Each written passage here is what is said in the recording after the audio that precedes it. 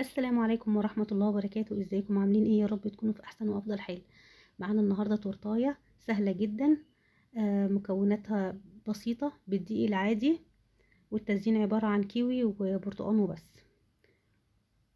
وبفكركم كمان بالتورت اللي عملناها سوا مع بعض، لو في حاجة عجبتكم ممكن ترجعوا للفيديو تتفرجوا عليها. نبدأ على بركة الله ونقول بسم الله الرحمن الرحيم. واحنا عملنا الاسبونج كتير مع بعض فقلنا نختصر الوقت. بنبدأ التقطيع. ما نبدأش نقطعها من بره لجوه مرة واحدة كده، هتطلع حتة عالية وحتة واطية. لا، احنا نعملها كده زي حزام كده، نمشي عليها بالسكينة واحدة واحدة لغاية لما تتقطع معانا كده. بصوا كده تطلع كل طبقة تطلع متساوية.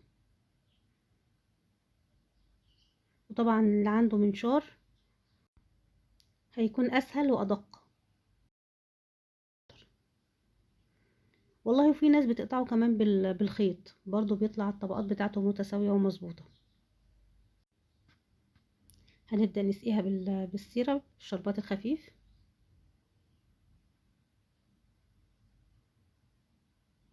ونهتم قوي بالحروف،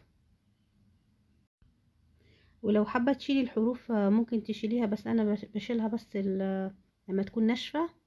وانا بجلسها بالكريمة كده بشيل الزوايد حطيت كده معلقة من جيلو الفراولة على الكريمة بتديها طعم حلو قوي. وابتدي احط الرق التاني، وبرده سقيناها سيرب خفيف او ميه بسكر. وهنبتدي نحط الكريمة، وهنا هزود معلقة من جيلو المانجا برضو بتدي طعم حلو. الجيلوهات عامة بتدي طعم حلو للكريمة، تخلي الكريمة خفيفة كده مش تقيلة في اكلها، لانها برضو فيها سنة مزازة مع الكريمة بتدي طعم كويس. والكريمة طبعا تقدري تغيري في النكهات بتاعتها، ممكن تحط لها نسكافيه، ممكن تحط لها فراولة، ممكن تحط لها اي حاجة. ممكن في الحشوة تحطي فيها مكسرات، تحطي فاكهة مقطعة.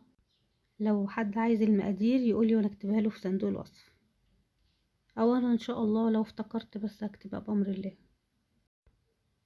هنبتدي نشيل كده على خفيف الحتت الناشفة او الزايدة نسويها. اللي حابب يشيل الحروف كلها يشيلها، بس انا بحس ان هي بتمسك التورتايه بتخليها ماسكه نفسها كده.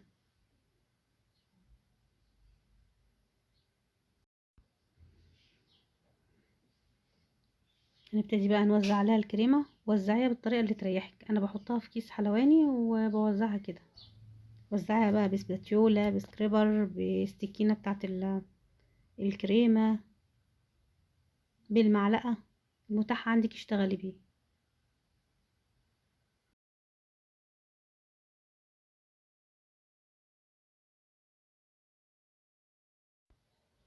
لفينا حوالين التورته بروزيتات من الكريمه،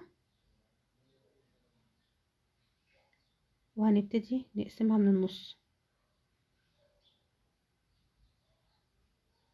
زي ما انتوا شايفين كده. مش دقيق قوي، يعني التجليس تجليس بسيط خالص، لانه هيتغطى بالفاكهه. وطبعا لما نيجي نعملها بالفاكهه يا ريت ما نكترش الكريمه عشان ما تبقاش ايه الفاكهه تقيله عليها تاخدها وتنزل كده. واحنا بقى بنقطع اي فاكهه لازم نعملها تكون الثمره نفسها ماسكه نفسها، ما تبقاش طريه يعني مستويه. ونقطعها شرايح رفيعه متساويه، ونرصها على التورته على طول. يعني اول ما نقطعها نبتدي نرصها على طول عشان بعد شويه بتدبل. طبعا لازم نغطيها بطبقة من الجيل التلميع عشان تفضل شكلها حلو كده.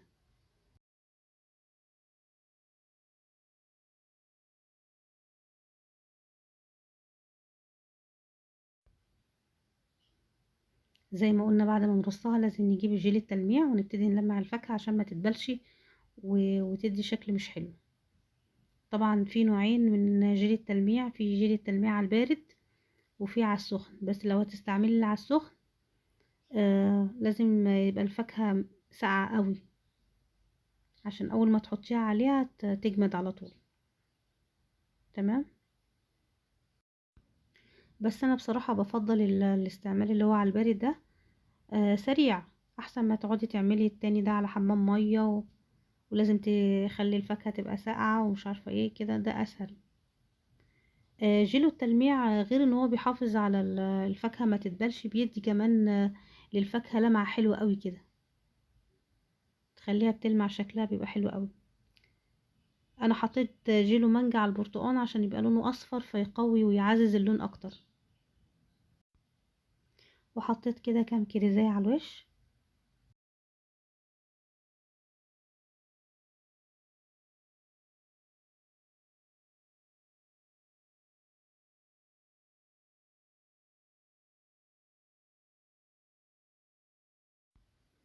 وهبتدي احطها في العلبة بتاعتها.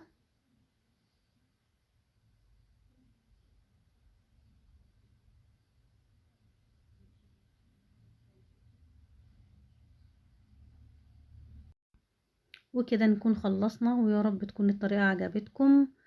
ما تنسوناش في اللايك، وشكرا لكم، والسلام عليكم.